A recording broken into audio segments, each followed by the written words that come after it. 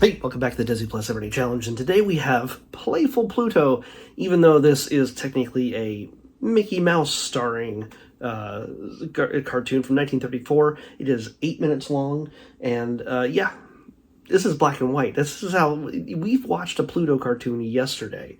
Okay, that was from 1940, and it was in color. So, and even the animation, you can see the style, just the process of the character, the way the characters look, and how it all flows together. It's very differently done. I'm sure the people who know about animation more than me will say, well, it's all basically the same process, or they will tell you that I have no idea what I'm talking about, which is likely compared to them.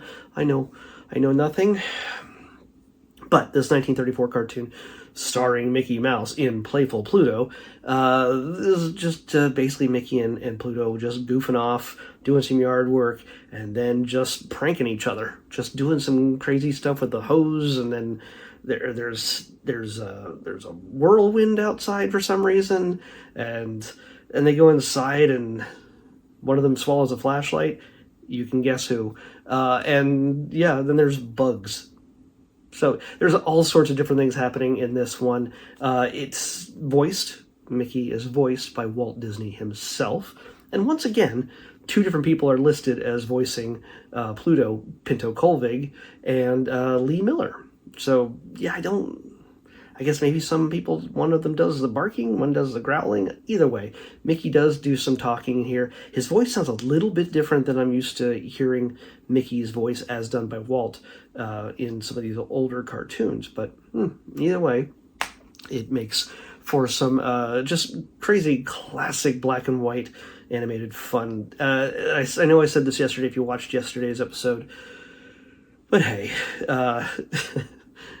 go back. Watch all these classics. There are a lot of them, I know, but it's worth it. I have not watched all of them myself, so I'm not taking my own advice, but I am doing it in the order this algorithm tells me. Whatever tells me to watch, whenever it tells me to watch an animated short, that's when I watch it. And if you don't want to watch it when I watch it, just find a day. Just blow a weekend, just however you like, with a beverage of your choice. Grab a pile of snacks and just go through the classics. You alone, or with the kids, or with the one you love, and understand that none of what we have Disney-wise, all the merchandise you love to buy, the parks, and Disney Plus itself would not exist without Mickey, Donald, Goofy, Pluto, Minnie, Daisy, and the rest, and all these classic adventures. So, again, I can't hesitate. I do not hesitate to sing the gospel of classic Disney animated shorts. And understand, if you want to dig deeper into this, there might be well, I'm sure there's more than one documentary about the beginning of Disney and Mickey. The 100th anniversary talks a lot about it, but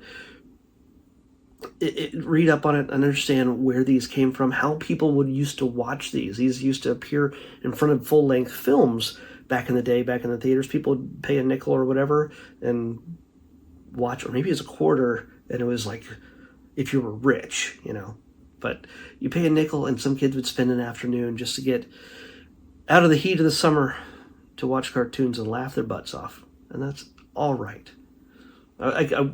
Part of me, even though it was 1934 was not necessarily a great time in America, I would honestly say I'd like to time travel at least long enough to sit in the middle of a theater and watch some old cartoons back in the day and be a kid.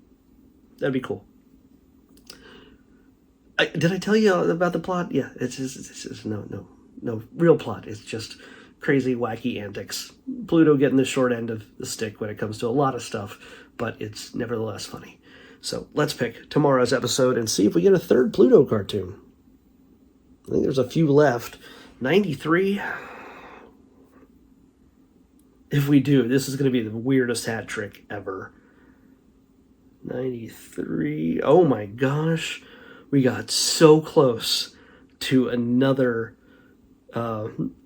short, but it wasn't going to be it was not going to be a Pluto related one. 93, right? 93.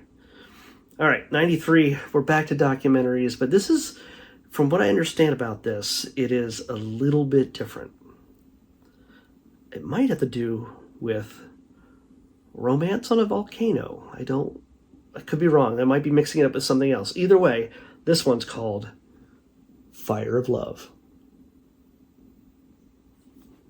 I mean, if it wasn't about romance on a volcano, that would be a decent name for a movie about that, right?